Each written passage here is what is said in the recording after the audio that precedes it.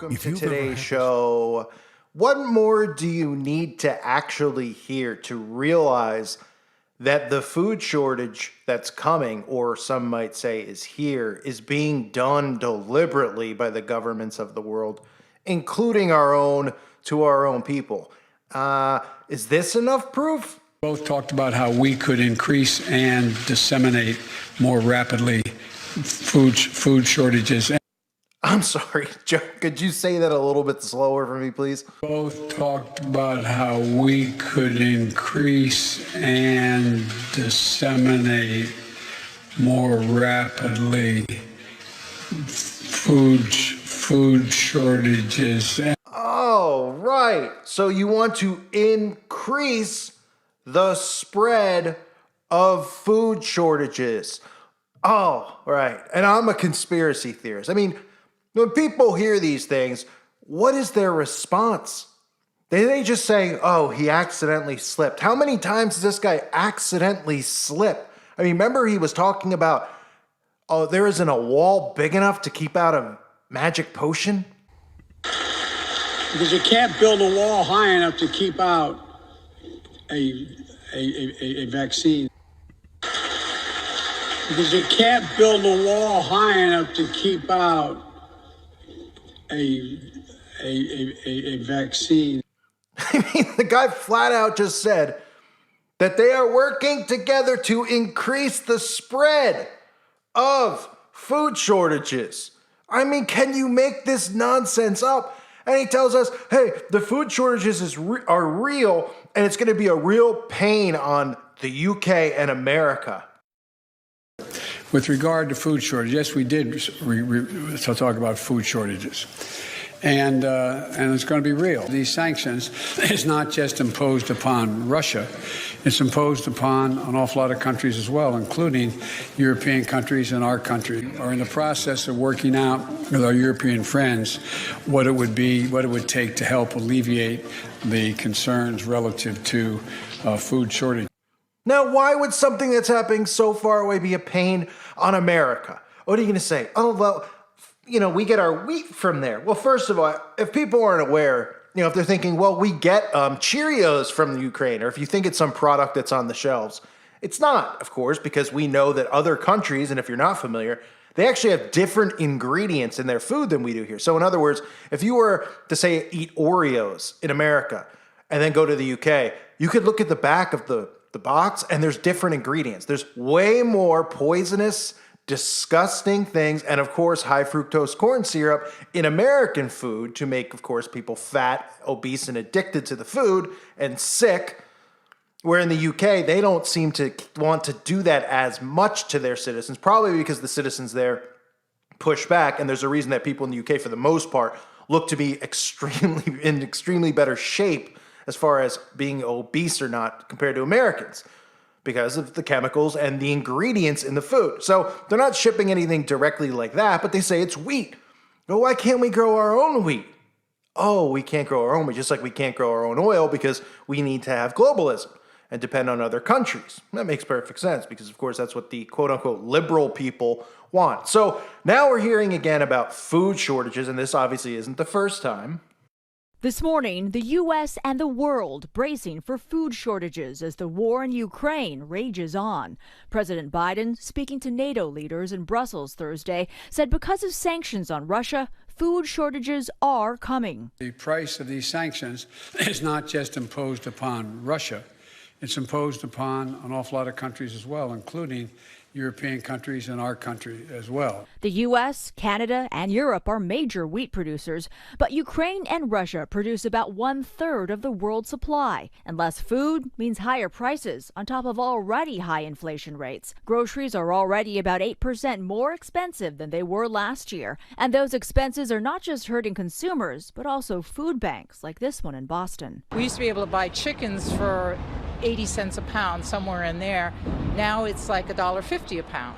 And so that limits our ability to buy more food and distribute more food to the agencies. In Tennessee, the governor is pitching a plan to provide relief to shoppers by suspending the sales tax on groceries for 1 month. Let Tennesseans keep some of that hard-earned money and do so by suspending the grocery tax for a time. The U.S. is producing less wheat than it used to. About 44 million tons were harvested last season compared to 50 million 3 years ago. So one of the things to keep in mind with the food shortages is that I'm sure when you envision going to the store, everything being bare, like they keep kind of showing you this, right? But nobody's been to the store and seen everything completely bare yet. We all know that. I'm not saying that any of the food shortages have been what we would envision it to be. That's because they're programming you and preparing you for an actual food shortage. The massive food shortage, like literally where you see people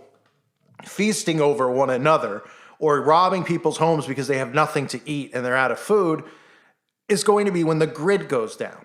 That's when that is going to occur. They're preparing you for that happening together, right? So yes, there'll be some things missing on the shelves conveniently. They're doing that on purpose. They're doing it because they're conditioning people to get to the point where they constantly hear about these food shortages and they roll their eyes and they go, it's not as big of a deal as everybody makes it out to be. And you hear the liberals when they talk about, they're like, the gas prices. They're like, oh, big deal, a few extra cents, a few extra dollars. Oh, big deal. You can't get your ketchup this week at the grocery store. That's the mindset that they want people to have. Because in reality, the truth of the matter is that if you go to the grocery store today, there are going to be items that you can purchase. There is food there. You're not going to go somewhere where it's completely empty. But they want you to be ready for that because they want you to be desensitized. So you're going to constantly hear about this. So when it gets to the point where there's no food, people will be expecting it. They'll be desensitized to it. And again, that happens when the grid goes down. But how many times do these people need to tell you that out of their own mouths that they're responsible for doing these things? And it's not everyone's like, it's because they're, the Fox News narrative, I should say, and the Republican side. Oh, they're just so incompetent. Well, of course they look incompetent. I mean, you've never seen a president and a vice president look so incompetent. You don't think that's done by design? Because say somebody powerful was in office who looked powerful, right? Like Trump looks like a bully and he looks powerful. That's why all the liberals hate him because they're all cupcakes. But that's part of the show, right? If this all was happening with him in office, it wouldn't make sense. People would be like, how is this happening? Why isn't he fighting back? People are just going, Joe's old, but it's better than Trump. That's what the liberals say. The Republicans are all angry about it. And they're like, look at this guy. He's not fit for office. So then when crap hits the fan, the Republicans will go, it's because of you liberals. You voted for him. You're responsible for the grid going down. You're responsible for the food shortages, right? Because nobody's ever going to hold the president actually accountable. You can't get near these people. You can't talk to these people. You can't ask them questions anymore. They don't even talk to the media. So it'll be the left versus right. And how else are you going to do that then other than implode the country? And the Republicans will be so riled up, it'll be insane. And they'll obviously have reason to be riled up because they'll be believing this charade. Now, I know a lot of you want to believe that Joe is really this incompetent. And of course, I mean, he's playing the role really well. And I'm not saying he snaps out of it and he's suddenly like really, really with it. But clearly, if this wasn't done by design to have the most incompetent president in the history of the world and the most incompetent vice president by design, then how would they pull this off? They wouldn't be able to. It's the only way they could pull off a reset is by having these two in, or at least the destruction of the economy if the reset doesn't occur, because we know it's Agenda 2030. So their term will be over, presumably by 2024, but who knows? They could somehow, rile everybody up and keep these two in and say that they won the election, which nobody would believe that they would ever win an election or that they already won one. But, none of it's real anyway. So if people were like it was rigged, well, guess what? The election being rigged, you don't have to worry about that because they're not real. Okay? None of these people in power are voted into office. They're all selected in. And the ones that get selected are the ones they know who are going to take the orders and do what they're supposed to do. All across the board. So these people literally are just telling you out of their own mouths. How much more do you need to hear? But this is the world we live in now. Everybody just laughs everything off. And they're not going to be laughing when there's the actual food shortage occurs because they're going to be, one, unprepared. And that's part of the reason why they're doing this. Because they want people who who hear this, who might be liberal, to run to the store and go get stuff and then be like, oh yeah, see, I didn't really need to believe that and go and get food because of the 1-9er. I didn't need to run and go get toilet paper. Everything was fine, right? And they keep doing it over and over again. So people just go, yeah, everything will be fine. Everything will be fine. They say it's going to be really bad. And then it turns out okay until the grid is pulled and they're unprepared and they have no food or water. Then these people will be turning on one another. And that's why if you're somebody who has supplies, you need to be able to protect yourself, because you don't need to let anyone know that you have them, because people will be coming for you for food and water. Have you ever seen a human being who's going days without food or days without water? I mean, probably not, right? They'd be hospitalized for the most part, which means, people will be going insane because their lives will be on the line. They won't be able to survive without it. And what an easier way for them to create chaos amongst us than to do that and blame it, of course, on everything going on in Russia. When in reality, he just told you himself that they're working together at NATO, at G7, at all these secret groups, but they're working right now specifically together. All the leaders of the quote-unquote unfree world, really, are working to increase and spread food shortages. You cannot make it up. And this isn't headline news, right?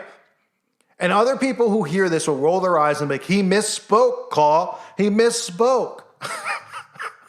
That's exactly what they're doing at these meetings. They are planning the food shortages. They are planning when the grid is getting purposely shut off. They are planning your demise.